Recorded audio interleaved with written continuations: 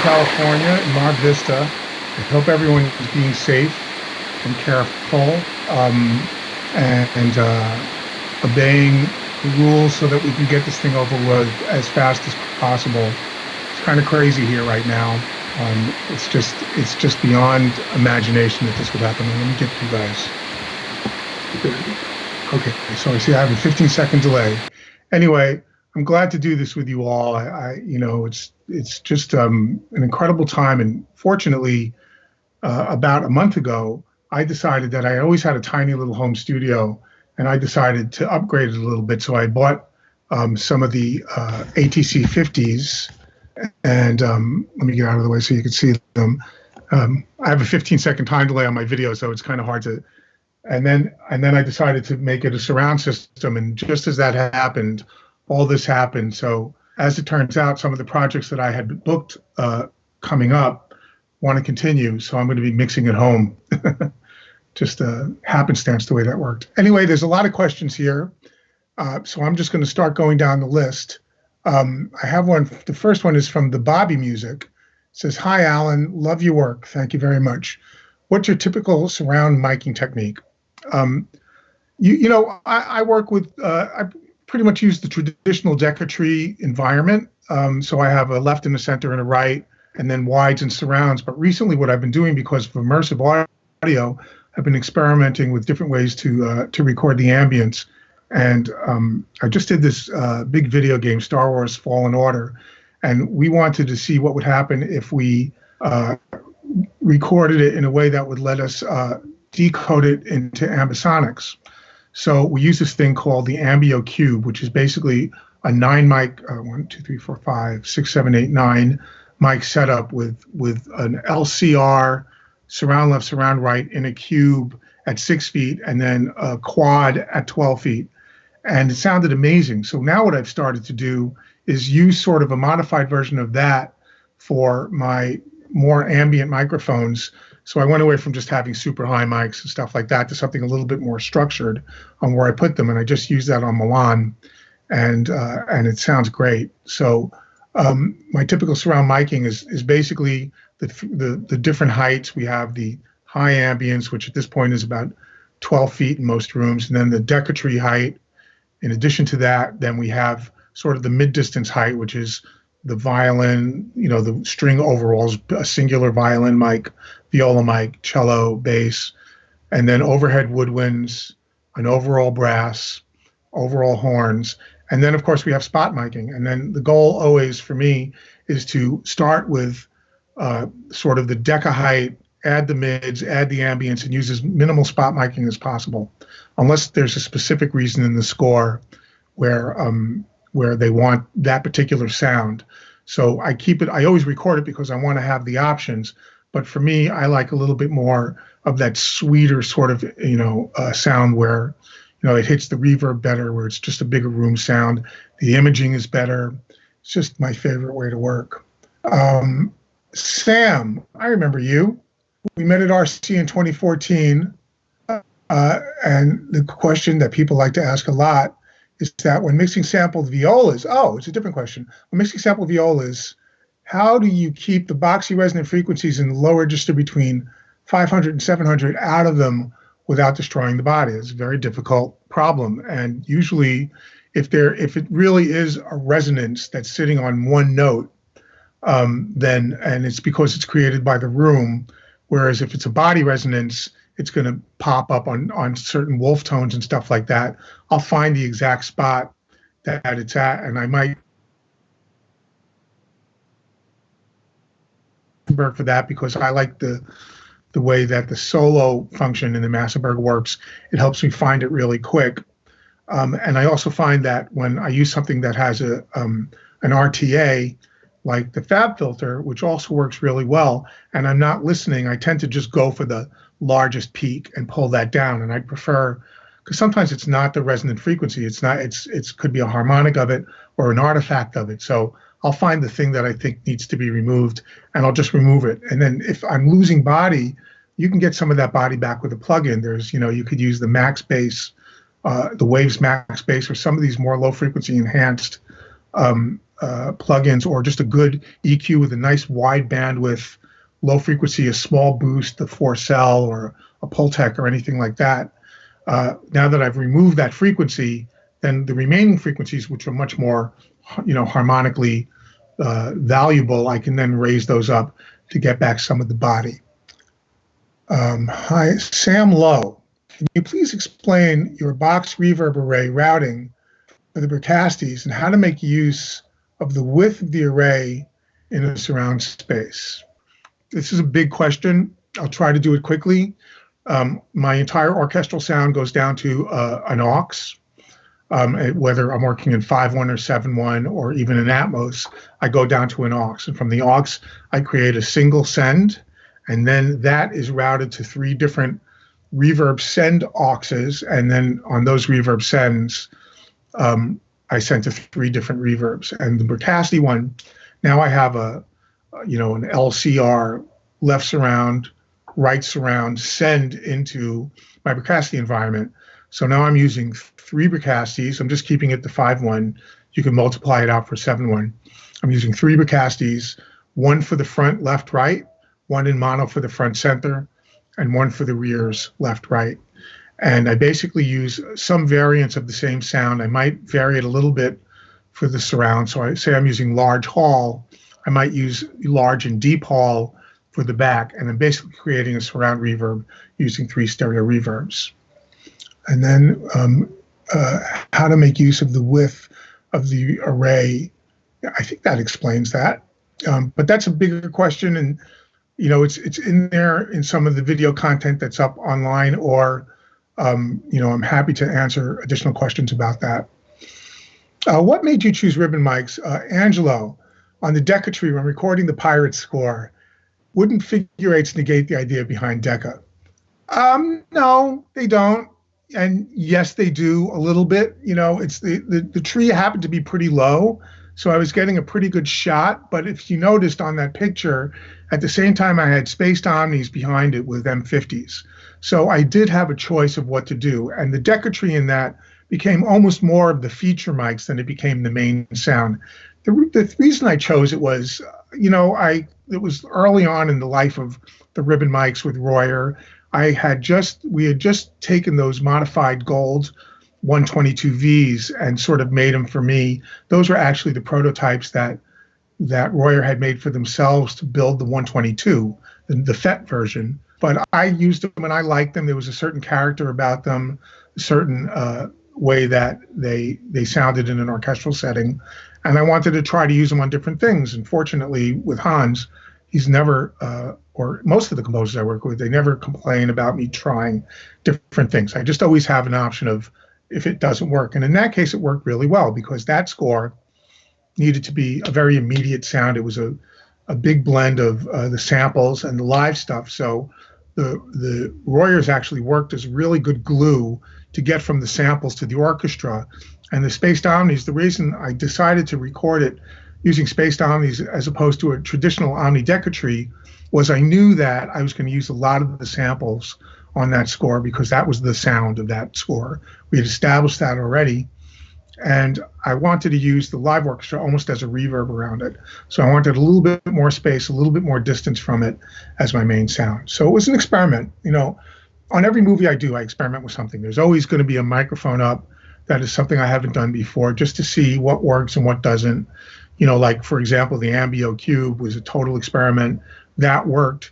I can't tell you how many times I've done things where it hasn't worked, So I remember once putting 2 harps next to each other and putting 1 ribbon mic between the 2 because it was bidirectional, and that was pretty much a disaster. But, that's the fun of it. It's just experimenting. Hold on. Cheers.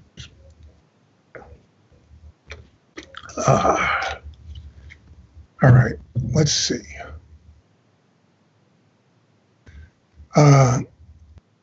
Sam asks, I work with a composer who doesn't have budgets for real orchestra. I have found that there's a lot of exaggerated fundamental frequencies in the sounds in this type of sample library.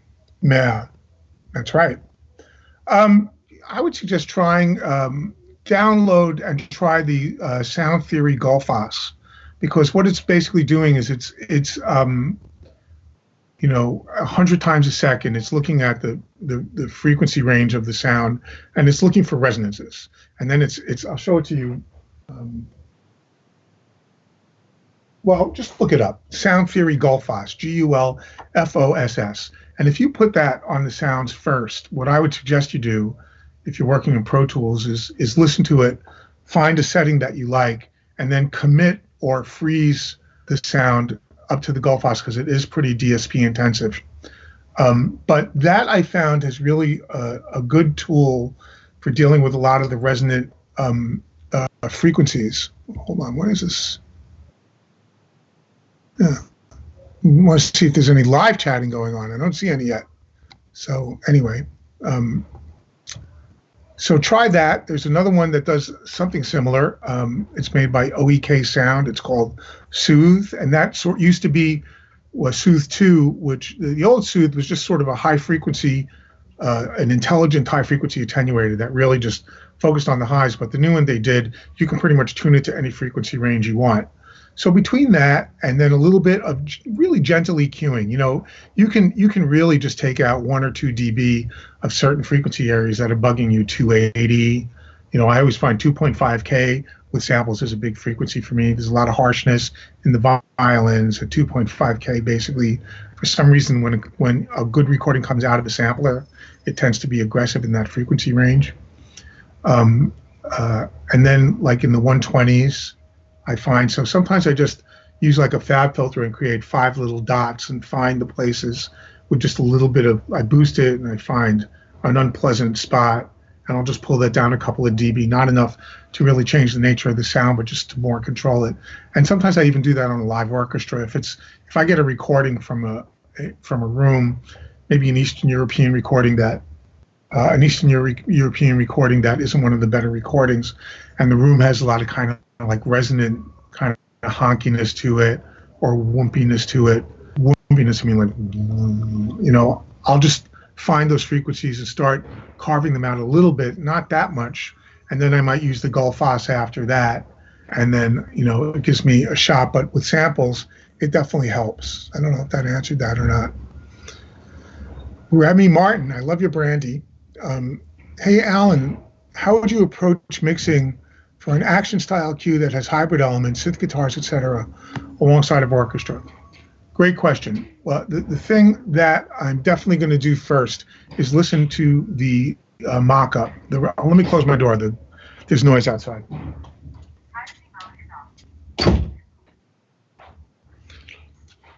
I'm going to listen to the mock-up to see what the intention of the cue is. By the way, I do that every piece of music I get for a film. I listen to the mock-up. The first thing I do, I really want to know what the intention of the composer is. Even if it's not a great mock-up, then you're still going to get the opportunity to see the direction that they're trying to go in. So, but with my guys, a lot of the time their mock-ups are really good. So I listen to it and I try to figure out what is it about? Is it a percussion cue with orchestra? Is it an orchestral cue with percussion? Are the guitars driving the cue? Are the violas driving the cue? And once I decide what that is, then I start mixing from that element.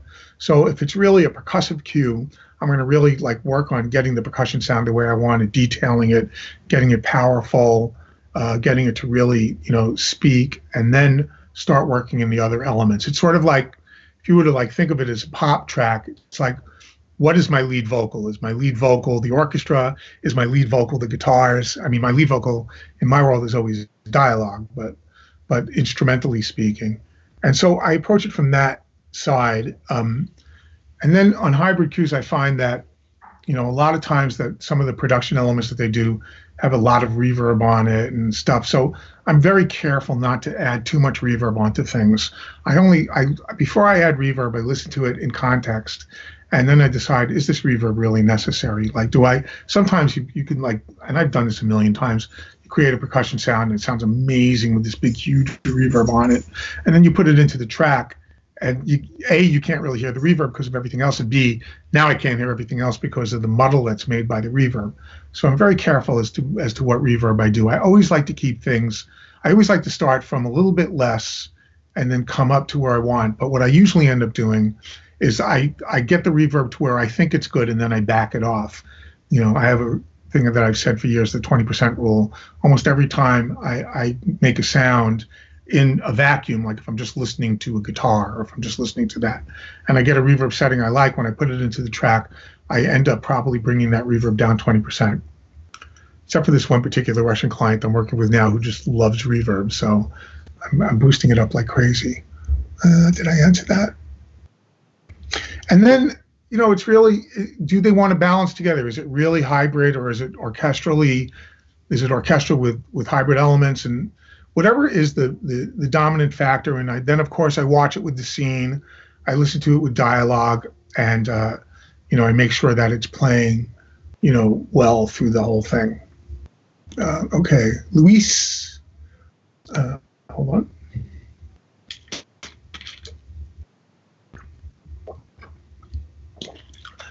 Wow, very good question.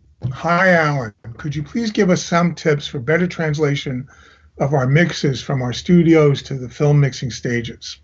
That's a great question.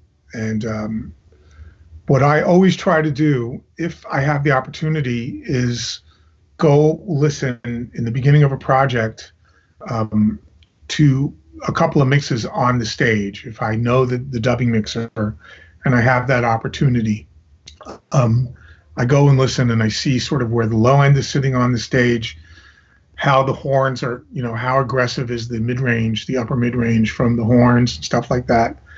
Are my surrounds at the right level? How much center channel should I have in there? How is the LFE speaking? How is the subwoofer speaking? And then I bring that back to my mix room. If you don't have that opportunity, then you really need to start a dialogue with the dubbing mixer, because it's very hard to answer that. Unfortunately, dubbing stages aren't quite as uniform as you would think they are. So, like, we have dubbing stages that are super bright, and we have dubbing stages that are a little bit ambient. So when they're doing a dub, it's going to, on a super ambient stage, my reverb might speak too much. So I'm going to back that off so that they can get through the dub. And on a super bright stage, I got to make sure not to be too strident. I pretty much know how my speakers speak. So I'm confident that when I do a good mix in my room now on my ATCs, and I've recorded it on my B&Ws, on an orchestra, that it's going to sound good. Now, how is that sound translating to the dub stage? And for me now, I've been doing it long enough, and most of the stuff since I work in Santa Monica, and most of the dub happens in Hollywood, I can go there and listen. And if I can't go there, then I know most of the guys. And if they're dubbing in London, I know most of those guys. So I can get a conversation going. And there are times where they say, hey, we could use some more surrounds, or maybe your low end is a little, bigger than, it's just speaking a little too big. And I just modify it, try to get it so that it works. Ignacio. Hello, Alan. I'm losing my voice already. When you mix a score that is going to be delivered to the movie mixer, are you mixed at a fixed volume? How are your speakers set up and calibrated? Do you aim for a certain loudness? I work at a set volume with a dim level.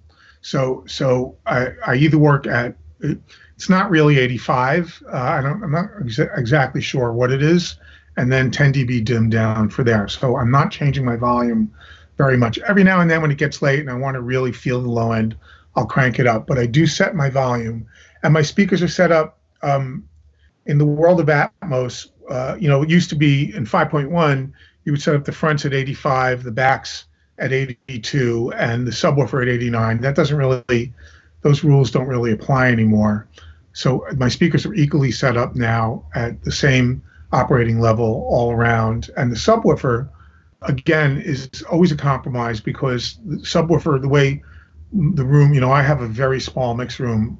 So my low end is a little bit different than the way it's going to translate to the stage.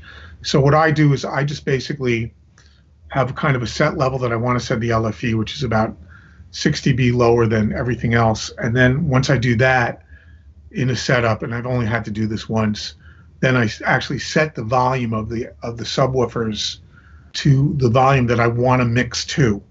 So now I have the level that I want to mix to, and the volume to my ear that I want that to sound like, and that's what I deliver, and I've been successful with that. Jesse, with Dolby 5.1, special fields are fairly solidified in their use. Dialogue, music, ambience. With Dolby Atmos, vertical plane, sounds rocket take it off. Do you see here tall orchestras, for example? Um, Great question, Jesse. Moving high frequency sources up. So we did that on Lion King. It was an experiment. We moved not so much high frequency sources up, but we moved certain elements. We played with the vertical plane on it, and it was quite successful. And also moving it sort of off the screen and into the field, it was pretty successful. It's still a learning curve. I think that everyone is still getting better and better at it, but mixing in Atmos has been a lot of fun. But yes, you should feel that you have some space to play with. Now, I'm not a big believer unless there's a specific reason. If I'm panning in real time a musical element like a guitar going across and stuff, that is not something that I prefer to do. I think that, sort of in this world of people of Dolby trying to sell the Dolby system to non-film uses, they're coming out with mixes where Elton John mixes where things are kind of panning around and stuff like that. I still find that kind of distracting when in a film, so I don't tend to do that. And also, even if I wanted to do that, I don't know if I'd want to do that in my mix room without a good representation of how the sound effects are going to be. So I might leave that for the dubbing mixer. But what I do is I use the enhanced sound field and the vertical imaging as part of the overall sound. So it's not just the microphones in the orchestra being up there that I'm adding to the ceiling. It's also elements that are raised up, on a vertical plane from the ground level up, so that maybe my woodwind section is a little bit raised up and maybe brought in a little bit. I found that bringing them in from left to right towards the center hasn't been effective. Narrowing my width hasn't worked so well. I also haven't been successful yet at bringing a lead vocal or a lead instrument off of the screen and really pinpointing it out into the theater. It doesn't really work. But it's pretty. It is a pretty impressive image when I start using all of the additional speakers and stuff like that, and also using it in zones as opposed to thinking of it in 7.1.4 or something like that. Thinking about it in one zone that's over here that is encompassing a bunch of speakers, and Dolby Speak. Atmos Speak is a little bit too big a subject for this right now, so I'm not going to go into that. But if you like watch some of the YouTube videos about Atmos, you'll understand. For those of you that don't know the difference between zones and discrete speakers and objects and all that, you should do a little research on that, because you can look at a room as individual speakers, or you can look at it as a bunch of objects that take up multiple speakers to create where that object sits. So yes, it's my advice to all of you is experiment. Find something that works, and then take that out of your room and see how that plays back in wherever the venue that you plan to play it back in. Is it on a dubbing stage? This is what we did with Lion King. I did this experiment. I decided to see how this was going to work when I moved these woodwinds up, and I moved some of the elements to the back. Some of the voices we actually did have off the screen and stuff like that. For those of you who saw the movie, on the Stampede, we had some of the elements that were up. There were screaming voices that were in the back and stuff like that. And I brought it to the dub stage to see how that would play. All right, Gustav. It's this is hard when it's just me, by the way, folks. Hey, Adam. Loving the new stuff, Adam. Hold on, I just lost track of where I was. Ask your questions in the chat. Yeah, no one's asking anything in the chat. Here we go. Sorry. Let me get. Hi, Alan. What are your favorite plugins for EQ, compression, reverb, saturation, transients, delay? Big question. I'm using a lot of different stuff. I'm always experimenting around. You people know that I love the PSP stuff. Apogee just put out this fantastic plugin package with an LA3 Pultec EQ, Pultec MEQ, and a couple of modern EQs and compressors that run at 0 zero latency. PSP just came out with a multiband, which is amazing, which has zero latency. It's a big world out there right now in terms of transient stuff. I'm using a lot of different stuff. I like the Isotope transient designer very much. Compressors, I just found another stay level, which I've been using a lot. The PSP stuff, again, is really, really good. Hard question to answer. Reverb, like I said, I'm just experimenting now with this new Seventh Heaven and Surround, so that's what I'm going to be using on the next 2 movies. And with delay, I use an Echo Boy.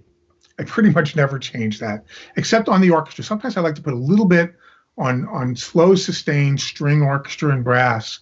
I like to have a tiny little bit of like 400 millisecond delay on it. And for some reason, the Kramer tape, when I use one of the mastering settings, big and open, with the 400 millisecond feedback, just as this beautiful, gentle thing that has just a nice amount of character added to it. So I've been using that for years, and I kind of stick with that. Thor, great question. Can you go over the dialogue you have with the composer before a session and mix? And then you also ask, what is the communication like between you and a recording engineer for the project that you are only mixing and not recording? Well, I'll start with the second question first. It depends on the engineer. Some guys, believe it or not, still want to do it their way, and that's fine without really a collaboration. And I end up getting tracks, and I have no idea where the mics were with no notes or anything like that. It's quite annoying, but it is reality, and I face it all the time. Most of the guys I work with, I've been working with for years, and we sort of go through the layout, and I know what they're going to do, and I'm more, you know what, I care less about the microphones than I care for how they set up the orchestra. I really am much more interested as to where people are sitting and how they're planning on capturing the room. The spot mics I don't really care that much about. I'll make it work, whatever it is. And the communication I have with the composer before a session and a mix really depends on the composer. Sometimes there's just no time for communication. Sometimes all I'm doing is getting, I might get a folder with the mock-ups in it, and I'm going to listen to it so that I sort of get an idea of what they're doing. And sometimes there's a direction. Sometimes that there is something beyond what I'm hearing that they're trying to capture. And then I'll sit down with the composer and they'll say, look, this is just my way of trying to make this just sound very, I remember we did this movie Robin Hood with Joe Trapanese, and he wanted the orchestra element of it to almost not have an image, that it was just sort of this glob of sound, this amorphous sound that was along with all the production and percussion and stuff like that. And I had a really hard time doing that because I'm so geared towards, getting beautiful imaging and depth and stuff like that. And, it was a difficult process. Even though we had talked about it, I was less successful at it than I had hoped I would be. And then there were, like with Harry, I recorded everything. So on Milan with Harry Gregson Williams. So I really sort of, without needing to have a conversation, since Harry was conducting and I saw what he was doing with the orchestra, it gave me an opportunity to understand that in this section, it's about the viola. In this section, it's about, and I make notes in the score and stuff like that. This, put a little focus on the violas or, low end or whatever it is, or woodwinds or stuff like that. And I'm always doing live mixes, and I can always reference the live mix that I did at the stage, and it tells me what's going on. But that concept of the dialogue I have changes from project to project, from composer to composer. There are some composers who are very, very hands-off with the process. Mark Mothersbaugh, literally just, we record it, I mix it, he comes in, he goes for one day, listens to 3 cues and goes, sounds great, never comes back. It's not that he's not interested, he just trusts that a guy that's trained at doing this is going to know what to do almost better than him in that particular part of the world. And then there are guys that sit there and will go over every beat, and like something's out of time there, and you have to really like get in there in the hairs to the point where it's I feel sometimes you get lost in the details and you forget about the music. But if that's their process, I want to respect their process. So I will go through it with them. It's very rare now, unless I'm running out of time and I have to look over to my right and say, look, we're just not going to make it if we go at this speed, and then have to deal with damage control because they'll always be offended when you say that. And I'm a pretty fast mixer, so I can get them something to listen to pretty quickly, and then it depends on what they do. So like with Harry, we were concerned that he was going to really be slow and into it, but he was pretty happy. So we were pretty much getting a reel and a half approved a day of the mixes I had done, which was really great. He likes to do fader rides, so I sort of got a sense of what he wanted to play with, and I would make sure that it was sitting in front of him on the seat so that I could spill like these microphones to him. He liked always playing with the moving string part, the ostinati. He liked to always push it up and down and up and down, and so I always made sure he had whatever that element was right next to him. It's being a mixer or an engineer, a service job, any sort of service job is really almost like being a psychologist and trying to figure out how to get your composer or your creator to where he's comfortable and he's getting what he wants. Yeah. Oh, could I was doing this already, Alexander. Share some newly discovered plugins you like and use a lot recently. So the Gullfoss is something I really love. The PSP multiband, I think it's called the Old Fashioned. I never remember names. Let's see. Old Timer multiband. I'm loving that. Sounds great. Zero latency. The Apogees. I'm trying to use stuff with less latency and less DSP load. Just because sessions are getting bigger and plugins are getting better, and why not? And I don't want to sit on the same thing all the time, but there's a lot of really good stuff. I'm not going to Corn, I apologize. I'm not going to discuss Hidden Figures because the piano mic placement with Herbie Hancock. Yeah, that was pretty great. I mean, he brought in we brought in this.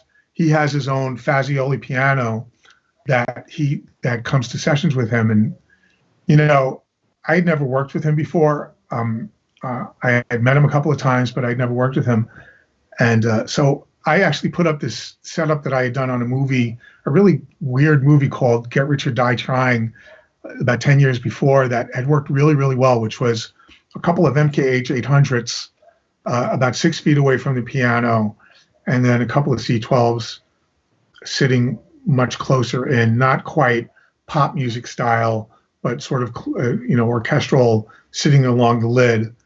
And I start with the microphones 6 feet away, and then brought in as much of the lid mics as I wanted, and then the room. And I mean, he's fucking Herbie Hancock, so I literally could have put a 57 in over his shoulder, and it would have sounded amazing. But what I was a little nervous because he had this big rider with all this, the teas that he wanted and the soft drinks that he wanted and everything. And it's like, oh my God, he's going to be a prima donna. Turns out he was just the nicest guy in the world, the sweetest, most lovely man I had a chance to work with. It was such an honor. That was a bucket list item for me. I still have people on my bucket list. Yo-Yo Ma, he's on my bucket list. Can't think of any others right now. How far away from the strings each other, and what EQ and compression did you use, if any? Thanks for the mono percussion library shout out. I appreciate that. Usually I end up cutting a little bit of 1K on the piano in general, just a little curvy thing, but not much with him. He sort of did all the work. And in that case, just gentle compression, because there wasn't anything super loud, and I didn't have to worry about that kind of dynamic control. So sometimes with the piano or with things that are already there, if I want to just get my overall general loudness up a little bit, I'll set a compressor to like 1.15 or something, and just hit it so that the threshold is kind of hitting the whole thing just a little bit, and then sort of a slowish attack and a midish, mid to fast, a fast mid release, and it sort of just holds everything up a dB or two. In that, the Fab Filter C2 is really, really good for doing that. It's not the kind of thing, unless I want to impart color on it, where I want to use like, again, like now this multiband is really good, but the Fairchild or this new Apogee modern compressor is really, really good at doing that too. So that would have been about it. Not much more than that, and a nice reverb, you know. Hey, Vasily. Dear Alan, I missed you. You probably also missed my annoying question. So how do you see the new industry, and it will undoubtedly be new, will change a lot after the current financial crisis? Will pro engineers go into... Okay, so basically what Vasily, who has been to my seminar twice, those of you who haven't been there once yet, Vasily came twice. What you see here in my little home world here is happening. And more people are going to take advantage of it. It was something that I had set up for some of my lower budget stuff. And basically, I had been getting a lot of work from Europe and from Asia, where I was unmonitored work, and I could work at night. I could have an assistant set up my the mixes, and I could literally come home from work and do a little moonlighting, make a second project. You know, look, I got a kid in college and an expensive dog, and a girlfriend who's desperately trying to, you know, make her a decent woman, or whatever that expression is. So a little extra money at this point didn't hurt. So I did that. But now, with what's going on now with this crisis, as it turns out, what we did was I went from just having a Pro Tools native, because all I was doing in surround was this little Japanese anime, and now I'm going to do Top Gun. You know, so we moved an HDX3 in here, with still running on a Mac Mini, but into an HDX3 chassis, and I'm going to mix movies in here. And I'm sure that that's going to be the way of the future. I mean, the only bad thing for me is I'm a social person. I like having people around. This is a difficult time just on that aspect. And also for the fact that you know, my assistant has to work offline. In this case, we have to do that. We're all isolating 100%. My son is here, and my dog, but you know, my assistant Eva. Those of you who know Eva, she's working at her place. She's prepping sessions for me, and then we're aspiring them back and forth. But this is the model. I mean, this is definitely the model. This is a small room. It was my father's room, and he passed away, and I decided to turn it into a studio. I got this guy to do some really good sound treatment. The room sounds great, and then I started upgrading. I got the ATCs, and then I turned it into surround, and I got myself a couple of Oratones, and you see that, my little Grammy and all that, and I'm mixing Moby's album here. Moby's doing a new album. I'm mixing for him. It's an acoustic album. It's going to be released on Deutsche Grammophon, actually. And he loves working here because he doesn't like the pressure of being in a studio where he's thinking about every dollar and everything. He loves just being here. You know, he's an animal lover, my dog, and we've already mixed a couple of songs and it's going great. That's put on hold right now. So that's the way I see it. Gustav, hi, Alan. What determines if you set up your Bricastis front, left, right, center surround, or left, surround, center, right, surround? Right. So here's my thoughts on this. And I'm definitely not, this is not the only thought of it. There are a lot of very, very highly skilled, incredibly successful mixers who disagree with me on this. The reverbs basically have two elements to them, the early reflections and then the decay. So the decay is omnidirectional.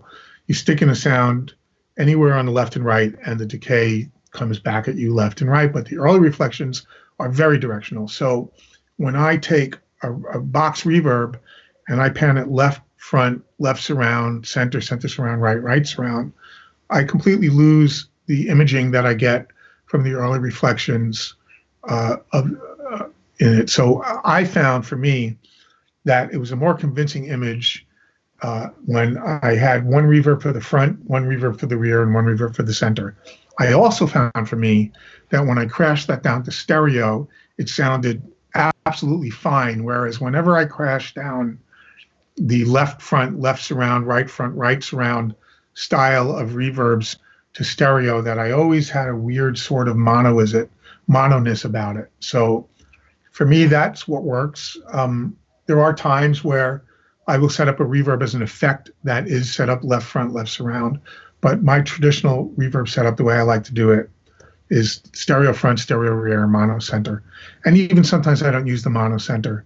And then the sides. And what else this does is it enables me to decorrelate the sound a little bit. So in other words, what do I mean by that? So I'm using maybe a different setting on the side speakers and the surround speakers than I am on the front. And by doing that, you tend to get a slightly more widened image. So if you use the same setting all around perfectly the same, like you would if you stuck something stereo into a 960 and everything popped out the same, I always find that that image is a little less satisfying than if I have like maybe large and stage in the front, large on the sides, and large and deep in the rear. It just sounds wider and deeper to me. And then with the Atmos, I tend to use something entirely separate, and I do stereo. I do like stereo pairs in the Atmos. All right. Alan, how do you deal with complex compositions when there is a lot of things going on in the strings or the woodwinds?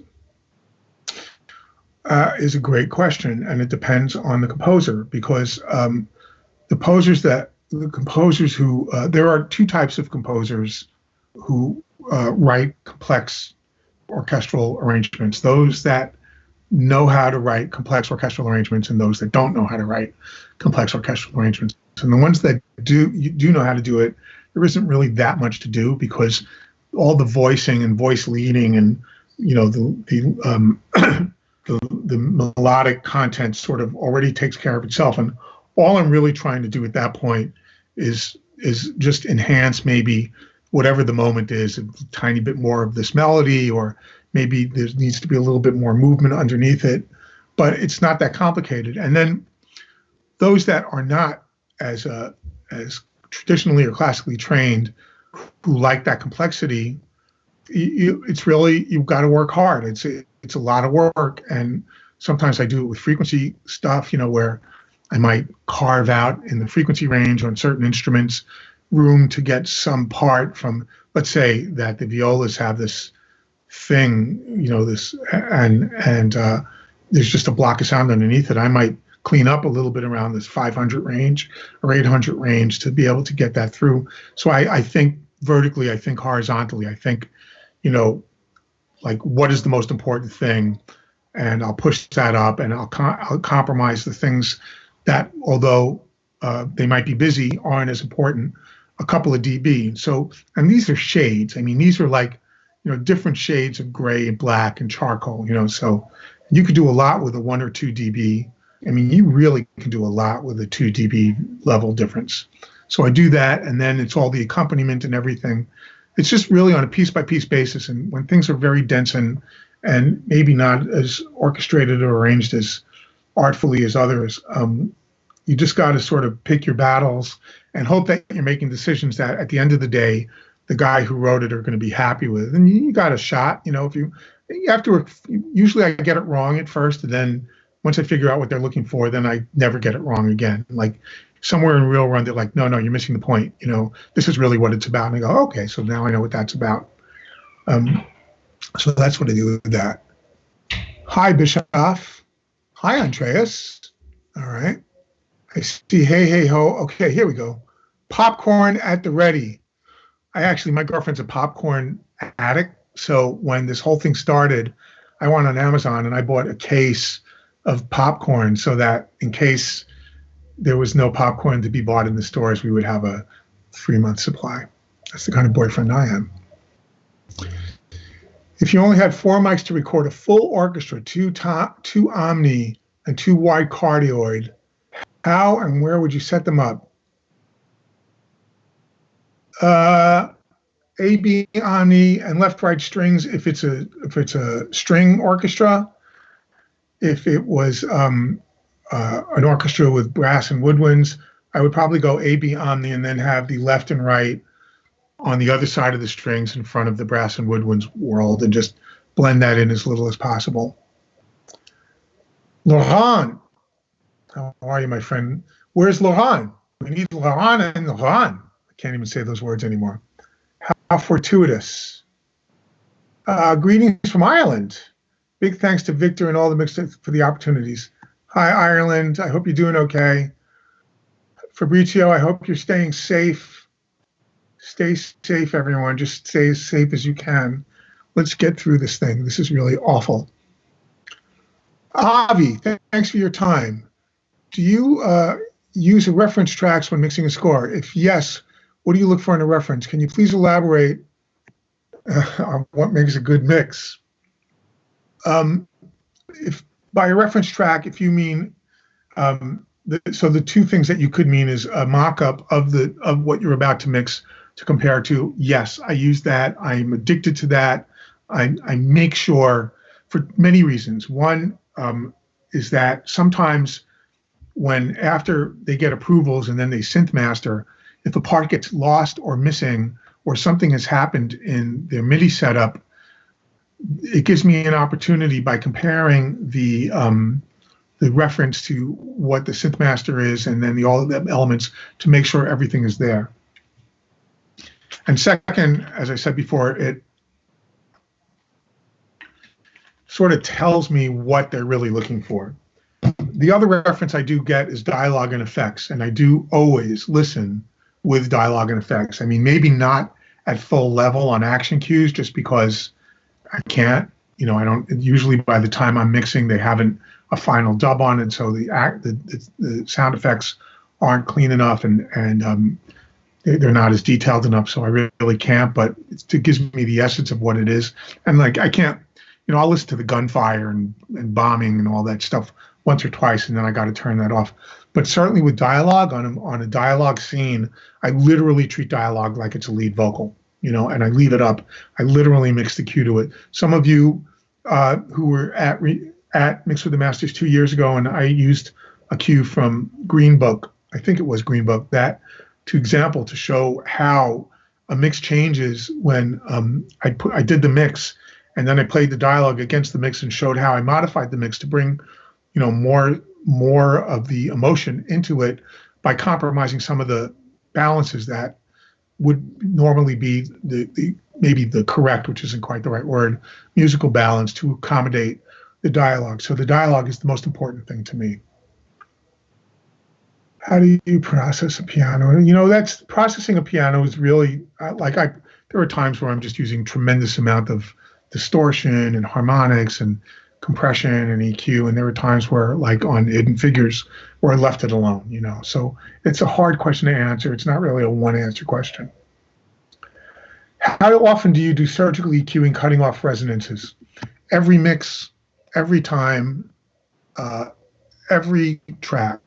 Not every individual track, but I look for the resonances, and if they are actually a singular resonance that isn't shifting with the harmonic content, then I'll just remove it. Like on drums, you know, it's like always on drums, you can find like that there's the internal drum resonance and then the resonance that's created by the room and stuff like that. I can find 4 or 5 pitches in there that have nothing to do with the key of the song or the sound of the drum and eliminate them. And then all of a sudden I have what the drum is really intended to be. When I say drums, I mean percussion, taikos, you know, any drum, any struck instrument, any percussion instrument. If it's a more harmonic content, now we have plugins that do that much, much better. The two that really jump out all the time, I've been talking about it a lot, is the Sound Theory Gullfoss and the OEK Soothe 2 will really chase frequencies down for you in a very, very elegant way. I use very little of it, but it would be incredible it's incredible to see how much it will do if you just remove, like on a setting of 1 to 100, if you just go like 16 or 17, and all of a sudden all that, you know, low upper bass, lower mid-range mess that you find in orchestral stuff, in a piano sometimes, you know, in almost any instrument. I find I use it a lot in brass, clear that up, and all of a sudden the true sound of it pops through. How do you approach your panning for non-orchestral scores, rock and synth element instruments? I rely on my old pop and rock and R&B days to determine that. I sort of just, I think in stereo and I mix and surround. I don't tend to pull things off the stage too much. If it's a non-orchestral score, I'll use, now we have a couple of really good plugins that take stereo or mono sounds and make them surround. The Pentio is one. There's the Nugent, which is another one. And I'll use those sometimes. Sometimes I might subtly take things off the front. I've found for me, and this could just be my lack of, maybe I don't do this as well as other people, that once I get past the midway point between the front and the back with any primary sound, unless it's specifically meant to be in the back, I find it distracting.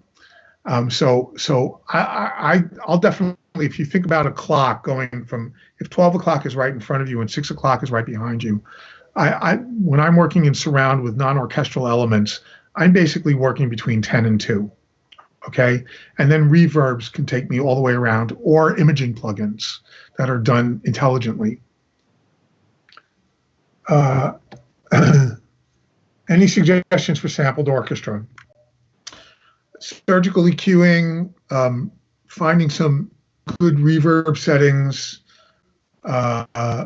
doing some global treatment. So I try to set up an aux with all of the samples going through the aux, and then do a global EQ on it, a little global compression and stuff like that. Some samples are getting better than others. If you're talking about orchestral samples or percussion samples, they're getting better now. So some of the problems that we used to have with them aren't quite the same anymore. But your mileage may vary on that. Wooter, what a great name. Louder? Hardy? How come no one's in the chat over here? Hi, Alan. Can you explain your way of working with Manley massive passives and the Vari-Mu for mixing? I just purchased both and would like to know how you use them. So congratulations on purchasing two of the greatest pieces of gear in the world. In my world now, I unfortunately can't use hardware inserts anymore just because of the stem count and the surround world. So although I have had 6 massive passives at a time, back in the day, I'm using plugins now. But so what I use them on is mastering. And I still use, my master, I have my Vari-Mu, which is going actually into an EAR A25 EQ, and that's going into an Alan Smart CS1, not the CS2. And so that's the only analog gear I'm using anymore. The massive passive is a fantastic EQ. The way I kind of always used it the same way. I use the second frequency point for a little bit of a cut. Somewhere I would put the bandwidth very tight and bell and look for sort of a non-pleasant general frequency, say on an orchestral element, and then I would cut just a tiny bit of that, and then the low end would give me a little bit of a rise, and then there's something about the 3 to 5K range of the massive passive, which is very unique sounding, and no other EQ sounds like it in that range. It's either right or wrong for a particular project, and if it's right, I like to use that, and I still use the plugin for that when I want that sound.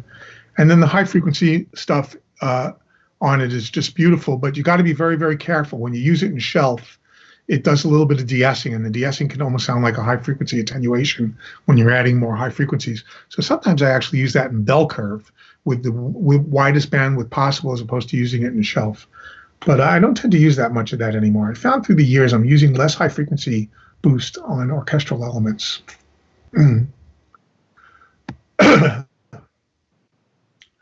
Michael Buska, reverb, question. What's your process for dialing verbs for orchestra? What are you listening for? Trying to add space or thicken the orchestra? How do you dial in the length? IR versus algorithmic, samples versus live. Algorithmic over IR most of the time. I have some presets that I start with, and I tend to work from there. I like to blend reverbs, so I might use my Bricasti in large hall and a 480 in large hall, and sort of play them off of each other to get. I find I get a lot of extra width by doing that. I'm sure it's got something to do with the nature of the early reflections and stuff like that. And then I like to have one reverb that's very, very long. I use different things for that. Sometimes that's where I use an altiverb with one of the, cathedral settings, or, even a Valhalla if I don't need surround, or, the exponential audio symphony with fantastic reverb, which is sort of all my orchestral percussion or all of my percussion in a film score. My standard starting point with reverb for those are the exponential audio symphony medium chamber set at like 1.7 seconds, and I start from there. And if that turns out not to be right, then I change it, but it's almost always right. And what am I trying to do? I'm trying to add kind of size and width. The minute I hear the reverb, I know I have too much of it. If I keep pushing reverb in and I'm not getting the sense of size and width, I know I'm using the wrong reverb because I'm still making a mess of things. So I might get in there and carve out or try some different settings. Usually with each of the boxes I work with, I have one or two settings that I like. And so I'll start with those. For the Bricasti, it's large hall, it's mechanics hall, it's Boston 2 or B or whatever they call it. For the 960, again, it's large hall, it's random hall. It's all I'm not, there's nothing new and exciting about what I'm doing. It's just sort of the application. And then there's a layer of reverb where you do want it to be heard, the tails getting out the end of a cue to give you sort of a sense of space, and maybe on a solo, if you really want that solo to have that kind of nice deep reverb sound. And for those, I'll try different things. It varies from sound to sound. There's a lot of really great new stuff. I mean, these capital chambers are fantastic. And I mean, there's just so many good things now. It's hard to, what don't I use? I mean, fortunately, I'm the type of guy that has everything. So I play with it all. Eddie, thanks for taking the time to do the webinar. I'm in LA. Any advice for getting an entry-level position in the film music world, mix assistant gig? Eddie, you're welcome to reach out to me when this fiasco of a disaster in the world is over, and we can discuss that question on a one-to-one basis. You can just Facebook me and tell me we talked on here, and I'd be happy to talk to you about that. Federico, greetings from Italy again. Stay safe. What advice would you give to your 30-year-old self? My 30-year-old self. Wow, that's a great question. First thing I would tell my 30-year-old self is it's going to be okay. Okay? Because I was, when I was 30, I had just gotten into and ended a quick marriage. I was living on the beach. I was trying to be a record mixer and a producer, and things weren't going well, and I was freaking out. So I would tell myself it's going to be okay. I really would. And worry less. I think that the one piece of advice I would give myself throughout my entire life would be just worry a little bit less, because in the end, it doesn't matter. You can't do anything about it anyway, and just do the best you can. I've never been short of ambition or desire or work ethic. I've always been happy to work as hard as I can. The other advice I'd give myself is you don't know as much as you think you do. And it's interesting now with a 19-year-old son, watching him go through that process of thinking that he knows everything at 19. And in the back of my head, I'm going, oh man, wait till you're 40 and you look back at this. And it's, that's, I think, an important one is you don't know as much as you think you do. Just take it back and just be nice. It's like I was trying so hard. I was trying that maybe I wasn't as nice as I could have been at times. So now I really think about how the way I do things, and this teaching thing has made a big difference for me, that it's really important how you get the message across. It's not just the message, it's the way the message is put out there, because you either make someone want to hear the message or you make someone want to reject the message. And it can be the same message. I don't know if that answers that question or not. It's a hard question.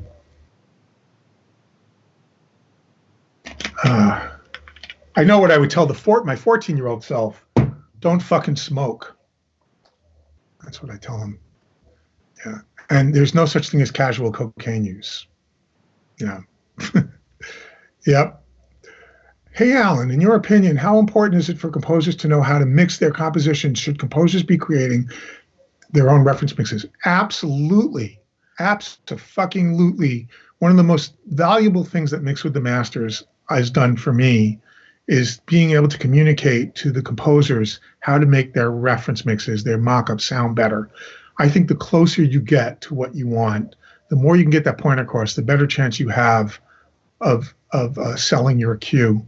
And nowadays, everyone has the same tools. You all have, I might have more EQs, but it's just EQ. Hey, Alan, we're about an hour in, so, Tutor, how am I doing? Does it sound good? You guys happy, by the way? You enjoying this?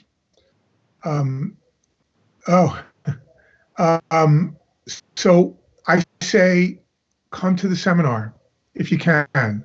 If not, work on your mixes. It's so important to do good mixes. That doesn't mean you get lost in the mix. Don't try to be a mixer. Just try to, when you write, just think about the mix.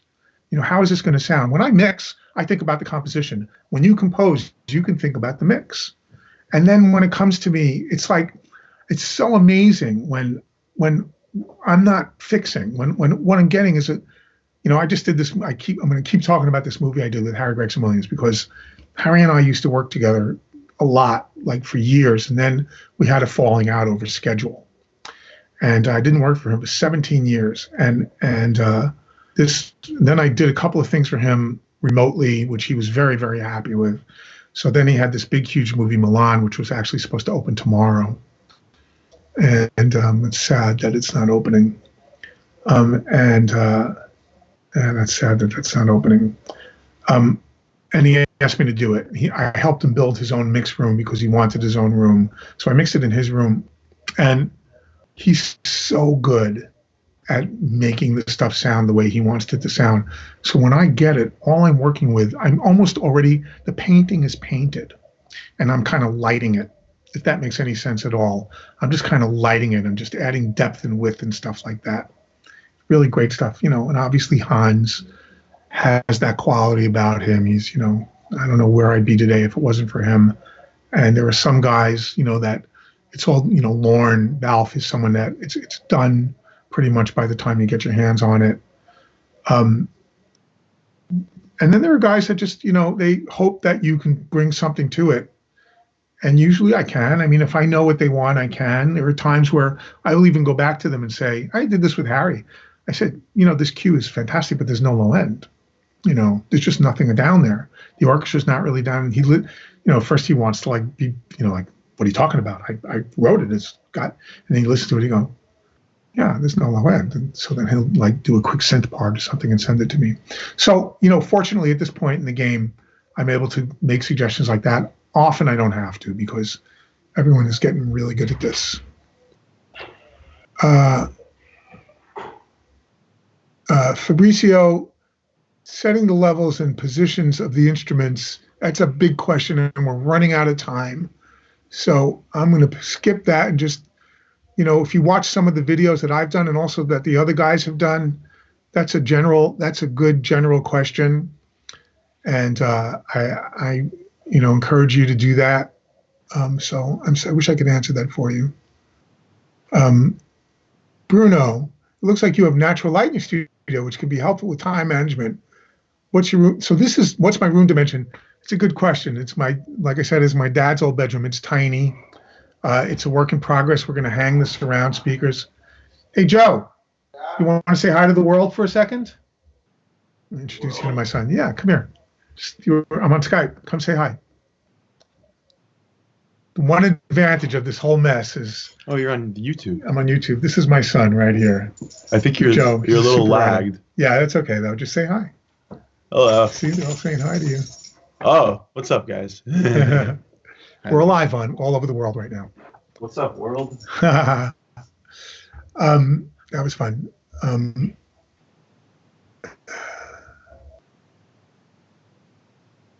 What was the question? I lost track of it. So this room is a work in progress, but it's small. My room at remote is actually kind of small too. It's 15 by 23, 15 feet by 23 feet. Honestly, in a perfect world, and this is something I've been discussing recently, I wish I had a bigger room. You know, I do. I was in New York mixing a movie, Gemini Man, and I actually mixed it on a dub stage, and it was quite nice to have my own stage, and somewhere in the magic of my mind, I'd like to make that happen. What would you say are the three biggest Guigzart? I'm sure I mispronounced the shit out of that. Maxime says hi. What would you say there are three biggest trends in orchestral mixing compared to 5 years ago? Smaller or bigger sessions, tighter deadlines, diversification, films versus... That's a hard question. I have to think about that. But certainly there's a lot more small content than there used to be. Video games, I do 2 to 3 major video games a year. So last year I did Gears of War 19. I've done like 5 of them. And I did Star Wars Fallen Order. The year before I did Spider-Man. And so video games are huge. And we mix in quad. Although on Fallen Order we didn't. We mixed in 7.1. But almost every other video game we mix in quad. So quad mixing is here to stay, folks. Do you sometimes look for unfamous composers to mix? Yes. Just to experiment again? Yes. So whenever I have time off, if I have like an extended period of time off, I actually have connections at Berklee School of Music, and I'm always willing to take a young composer under my wing because you never know when that person is going to be the next superstar. So I'm always doing that. I love doing that, and I've really met some incredibly talented people in that process, some of which now are working in the industry. Time aligning microphones. Bigger question than I want to answer now. I'm running out of air. Adam, I'm not going to tell anyone what I'm talking about, but I love it. I wish I had a blend. There you go. Michael Green. Hi, Alan. What is your normal height of the deck tree compared to your height, Mike's? 9 to 10 feet, 11 feet, and then the 12 feet aren't really that close to the deck tree, so that just to avoid combing, I make sure that the distances, and I'm playing that 12 feet, I can move up to 13 feet too. And he was asking the height of my deca tree. It's usually between 10 and 11 feet. Greetings from New York. Stay safe, Dave Ashford. Stay safe. Stay in. It's crazy there. Hey, Patrick, how are you? Great to see you. Great to see you. Patrick is an incredibly talented composer who's been writing some pieces for me to listen to and is just really killing it. And, you know, as Patrick knows, the world has sort of turned upside down, so I had some plans for the beginning of this year that obviously are going to have to move, and our time will come. Pepe, could you help me with preamps? I love my Graces. The best vocal, you know, yeah, I would go, you know, if you're not happy with 1073 and 312 and stuff with transformers, then go with transformerless preamps. Go with the Graces and stuff like that. They're really, really great. I'm almost out of questions here, which is good because I'm running out of steam. I don't want to leave. Hold on, I just got lost. Wow, there's so many of you here. Hi, Marios. I'm never going to get through all this. ATC, yes. 7/1 stems, AFTAB. I'd like to send 7/1 stems, and then I send them a full mix. Just I really send that just for editorial purposes so that they could stick it in the Avid. Do I ever use processing on the master bus? Not on the singular 7/1 bus, but I do. I set up a master aux for every single stem I do, and you know, usually it's the same setting on everything, but sometimes the percussion might have additional processing on it. Marios, you made a funny face. That's funny. If you have worked at East West Studio, can you tell me what a good mic setup would be? Full orchestral mic. Would close mic and mid mics be too much finding a space for everything. Studio One at East West is a good sounding small room where I do tend to use as minimal miking as I can, because it is a room where mics do tend to clash with each other a little bit when used too many, or you go the other way and you don't really use the room mics as much and you just work with spot mics old school like they did a million years ago. Marios, thanks for doing this. Sam. Yes, I mix strings as a whole. I don't EQ individual sections on the basses. Occasionally I do a little bit of processing, and on solo instruments I do a little processing, but generally, unless I'm doing some rumble control where I'm removing low frequencies during like high harmonics or things that don't have any low frequency elements, I don't do that much individual processing on stuff. We're not going to make it. I'm going to go about another 3 or 4 minutes, and that's going to be it because I'm running out of steam. Laurent, do you know the release date of the next Audio Ollie Lower? Well, everything has changed now, Laurent. So, unfortunately, I don't know at this point. Imagine Music. Hey, Michael, how are you? Lisa Reed, question: in what cases are you using transient designers the most? I went through a period where I was using a ton of transient designers, and now I'm moving away for a little bit because I found that really hard front attack tends to not speak well on horns and theatrical stuff. I still do use them. I'm using a little bit more general transient design, and I'm going back to just like slowing down the attack on compressors to get a little bit more of the front end through it before the compressor hits it. What's your favorite music score mix that you would recommend as a reference? I love Asia. I love Asia. I absolutely love Asia. Amistad is a great score mix to listen to. It's a brilliant mix. Forrest Gump. I'm not going to recommend any of mine because they all suck. Asia is brilliant. Quincy Jones, the dude, is absolutely brilliant. San Francisco Symphony's latest Copeland release, I can't remember the name of it now, is a great reference for orchestral sounds. San Francisco Symphony with Michael Tilson Thomas conducting it came out last year. Hey, Alan, do you think there's more important to be a specialist in a specific genre of mixing or to be a chameleon and take on any? I think that life takes care of itself. I think that when you start doing one thing more than the other, you become better at that. And maybe, like right now, I'm not the right guy to hire for pop mixing. I don't, there's so many techniques that are involved that I don't know about anymore. I'm very close with Manny Marroquin. So Manny and I on Milan worked on a couple of songs together where he was mixing the pop elements and I was mixing the orchestral elements. I'm a pretty good jazz mixer, I haven't done a lot of classical music, but my orchestral chops, I guess, are good. So glad to hear you talk about how do you like to deliver stems. Now, big question. I'm not going to do that now. Do you have any initial techniques for working with synths, guys, and any women? Are there any women out there? I think I'm done. I'm running out of steam. Thank you for everyone. The next time, I hope to God that we all have a chance to get together in France and do this. And I'd love to see all of you there. And just please stay safe. Let's get through this thing. Let's get through this thing as a world. And maybe one of the fringe benefits of this will be that things that seem so important to us for all these years maybe don't matter as much. And maybe what's more important is that we all get together to solve the bigger problems of life. So with a lot of love and a lot of caring, I bid you all farewell. Go safe into the world. Thank you very much, Alan. Thank you very much. It was really great. And thank you everyone for tuning in. I hope you'll see you tomorrow for our webinar with Robin Spencer.